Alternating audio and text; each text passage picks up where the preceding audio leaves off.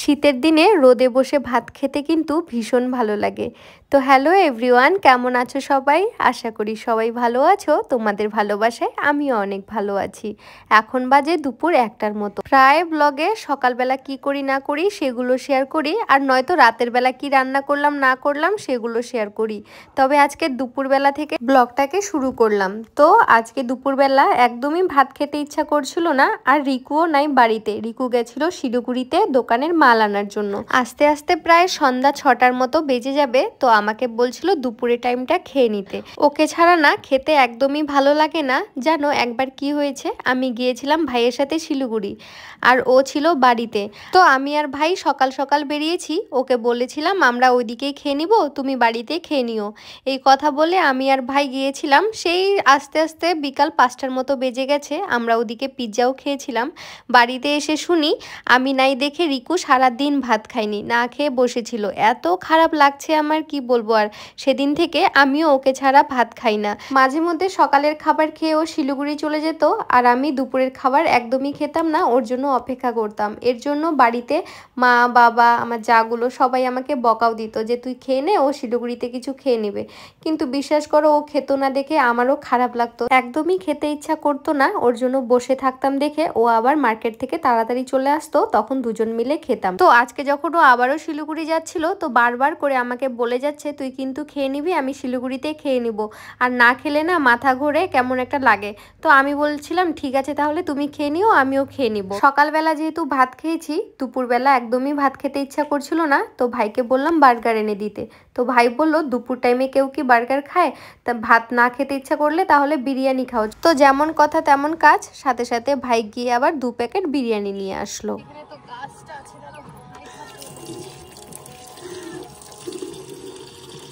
ভাবছি জানুয়ারি মাসে শীতের দিনে এখানে একটা রান্নার জন্য একটা উনান বানাবো। এখানে এসে রান্না করবো, আলু সিদ্ধ ভাত ঘি দিয়ে খেয়ে নিবো সকালের খাবার। সকালে রোদ পোহাও যাবে, আর আলু সিদ্ধ দিয়ে ভাত খাওয়াও হবে। কি বলছো ভাই? আমার শাশুড়ি মায়ের বহুদিনের ইচ্ছা ছাদে একটা উনান থাকবে, সবাই মিলে ছাদে রোদ তাপাবো, আর সাথে আলু সিদ্ধ ভাতও করব। আলু সিদ্ধ ভাত খাওয়া হবে, রোদ তাপানো হবে। যাই হোক, শাশুড়ি মার ইচ্ছাটা এখন আমারও ইচ্ছা হয়ে গেছে। ভাবছি এবার শীতে না একটা উনান বানাই নিয়ে যাব ছাদে, ওখানে আলু সিদ্ধ ভাত বানিয়ে খাবো। পরের বছর শীতের দিনগুলো না খুব মনে পড়ছে। আমি, মা, সুরজ ভাই, রিকু সবাই মিলে না মাঝে মধ্যেই ছাদে বসে ভাত খেতাম। বড় যাকে বলে দেখতে পাও না, এই যে বড় যা। हेलो हेलो ये हम लोग का छोटा नन्हा बच्चा जो हर दिन हागू करते रहता है। हागू करके रहता है बोलते। এই যে গাইস আমাদের ছোট মিলিটারি। ওই চুমনা চুমনা তুই শোনা শোনা এটা শুনরা তোর যেমন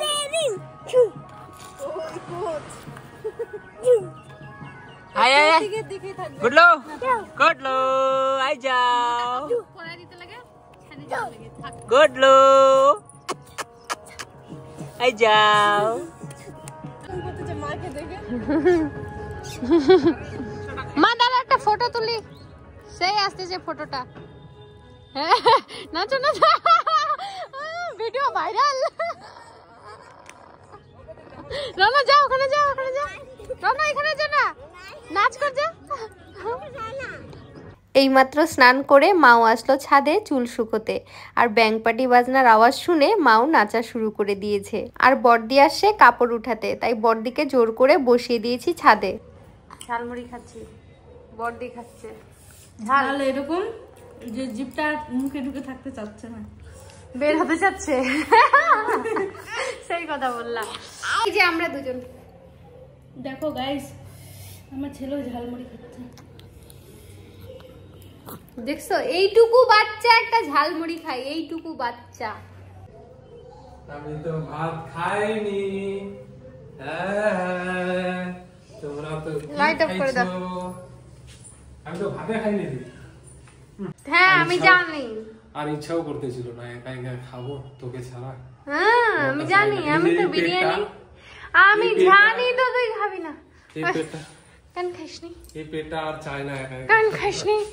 কান খাসনি মা কান খাসনি বল কান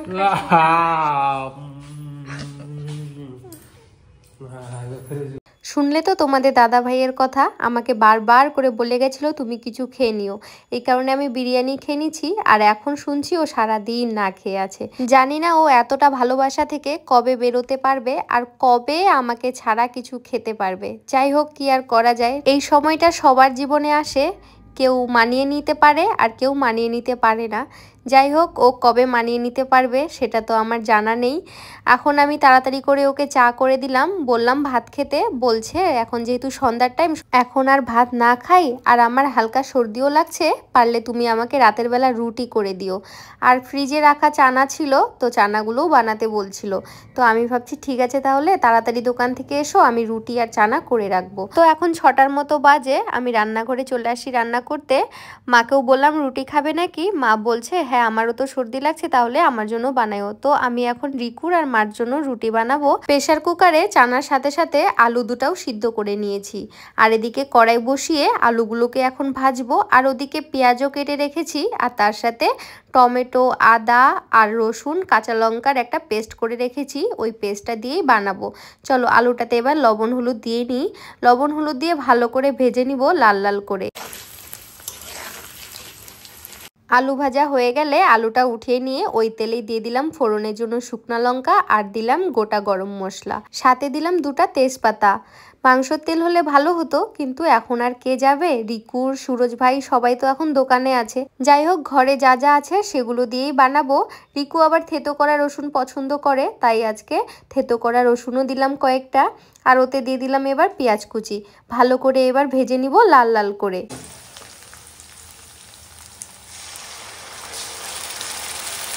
পেঁয়াজ রসুনটা লাল লাল করে ভেজে নেওয়ার পর ওতে দিলাম আদা, রসুন, টমেটো, কাঁচা লঙ্কার পেস্টটা। হালকা ভাজার পর ওতে দিয়ে দিলাম এবার হলুদ আর পরিমাণ মতো লবণ, সাথে দিলাম জিরে গুঁড়ো, ধনে গুঁড়ো, মিট মশলার গুঁড়ো, শুকনা লঙ্কার গুঁড়ো।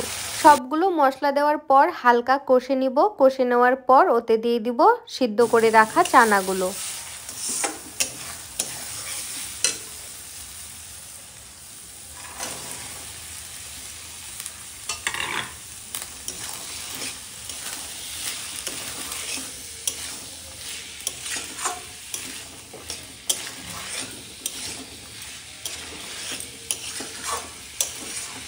ভাজতে ভাজতে কড়াইতে লেগে যাচ্ছিল দেখে ওতে আমি একটু পরিমাণ জলও দিয়েছি। জল দেওয়ার পর জলটা শুকিয়ে গেলে ওতে দিয়ে দিলাম ভেজে রাখা আলুগুলো।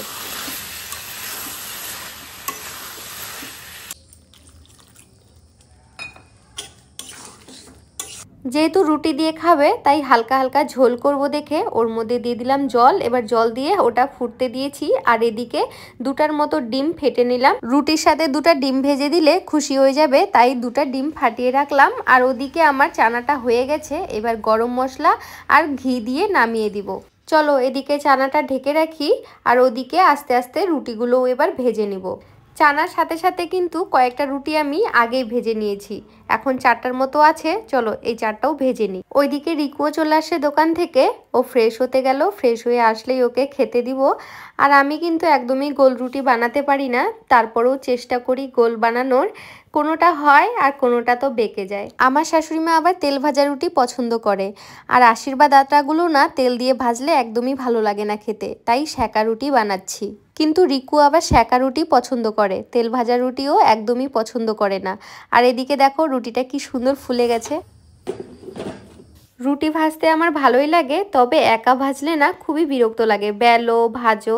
এই জন্য কেউ যদি বেলে দেয় আর আমি যদি ভাজি তাহলে অনেকগুলো রুটি বানাতে পারবো। চলো ডিমটা এবার ভেজে নিই।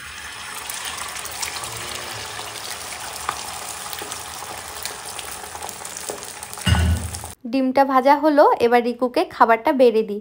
জানো রাতের খাবার আমরা 8টা 9টার মধ্যে খাই, কিন্তু আজকে যেহেতু রিকুর খিদা লাগছে এই কারণে ও আজকে তাড়াতাড়ি খেয়ে নিচ্ছে। এখন ওই 7টার মতো বাজে। চলো এবার ও খাক, আর ওদিকে আমি রান্নাঘরটা গুছিয়ে নিই।